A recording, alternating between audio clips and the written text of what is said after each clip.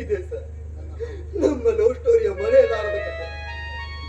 ಆವತ್ತು ವಿನಾಶನ ಕೊಲೆ ಮಾಡಿ ಜೈಲು ಸೇರಿದ ನನ್ನ ಒಳ್ಳೆಯ ನಡತೆ ನೋಡಿ ನನ್ನನ್ನ ಬಿಡುಗಡೆಗೊಳಿಸಿತು.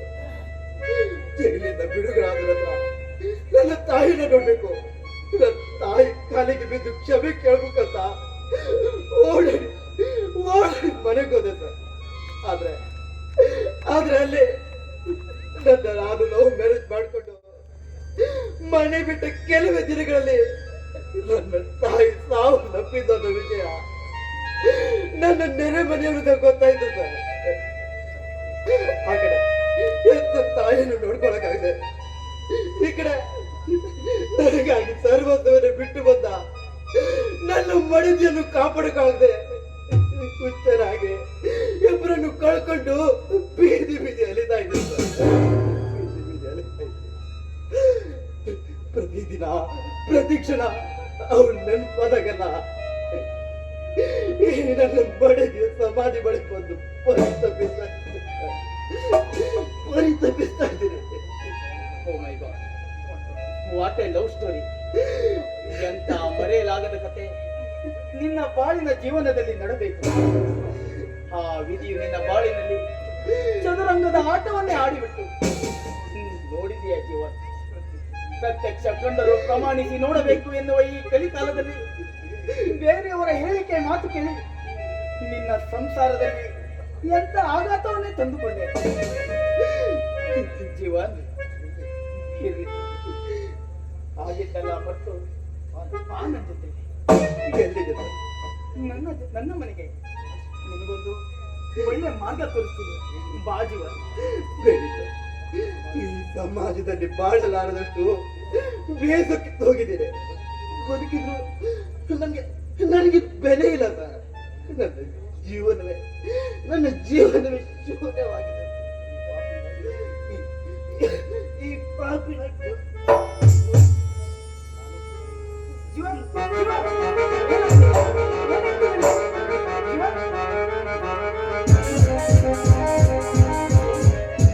ಏನಾಗ್ತಾ ಇದೆ? ನಾನು ನನ್ನ ಪ್ರಾಣಕ್ಕಿಂತ ಹೆಚ್ಚಾಗಿ ಪ್ರೀತಿಸಿದ ರಜನಿಯನ್ನ ಬಿಟ್ಟು ಬಾಳೋಕೆ ನನ್ನಿಂದ ಆಗ್ತಾ ಇಲ್ಲ. ಮತ್ತೆ ನೀವು ಬರೋ ಮತ್ತೆ ನಾನು ವಿಷ ಸೇವಿಸ್ಬಿಟ್ಟಿದ್ದೆ. ನೀನು ವಿಷ ಸೇವಿಸ್ತೀಯಾ?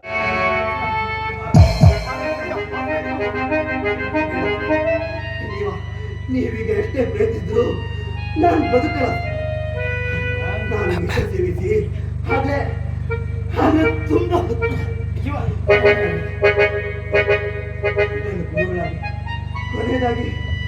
ಕೊನೆಯದಾಗಿ ನನ್ನ ಆಸ್ತಿವಂತನ ನೆರವೇರಿಸ್ಕೊಡ್ತೀರಾ? ಶಿವ, ನಿನ್ನ ಮಾತನ್ನ ನಡೆಸಿಕೊಳ್ಳಲು ಪಾಪಿ ಅಲ್ಲ ಕಣ. ಅದೇನಂತ ಹೇಳಿ? ಈ ನನ್ನ ಲವ್ ಸ್ಟೋರಿಯನ್ನ ಲವ್ ಮ್ಯಾರೇಜ್ ಅನ್ನ ಹೆಸರಲ್ಲಿ ಪುಸ್ತಕ ಬರೆದು ಈ ಸಮಾಜದ ಜನರಿಗೆ ನನ್ನ ಜೀವನದ ಕತೆ ಗೊತ್ತಾಗೋದೆ ಮಾಡಿ ಸರ್. ಜೀವನದಲ್ಲಿ ನಾನು ಪಟ್ಟಂತ ನೋವು ಇನ್ಯಾವ ಪ್ರೇಮಿಯೂ ಪಡಬಾರ್ದು. ಯಾವ ಪ್ರೇಮಿಯೂ ತನ್ನ ಮಡದಿ ಮೇಲೆ ಅನುಮಾನ ಪಟ್ಟು ಅವ್ರ ಸಾವಿಗೆ ಕಾರಣ ಆಗಬಾರ್ದು. ರಜನಿ ನನ್ನನ್ನು ಬಿಟ್ಟು ನನ್ನಿಂದ ಬಂದು ಆಗ್ತಾ ಇಲ್ಲ ಕಡೆ. ನಾನು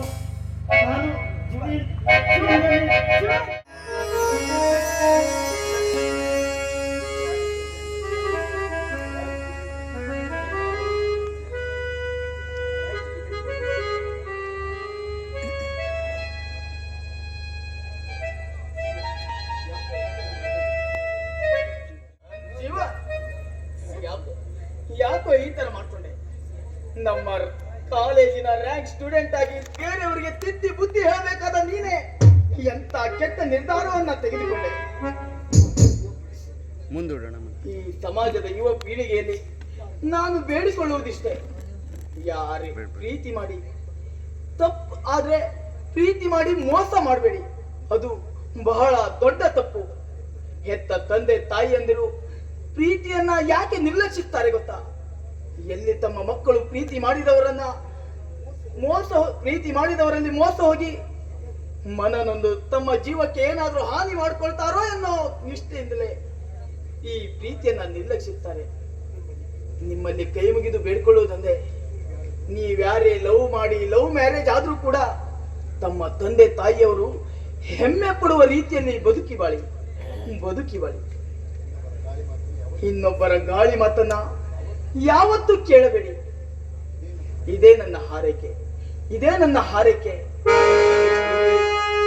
ಈ ನಾಟಕವನ್ನ ಚಂದಗಾಣಿಸಿಕೊಂಡ ಕೊಟ್ಟಂತಹ ಎಲ್ಲ ಕಲಾಭಿಮಾನಿಗಳಿಗೂ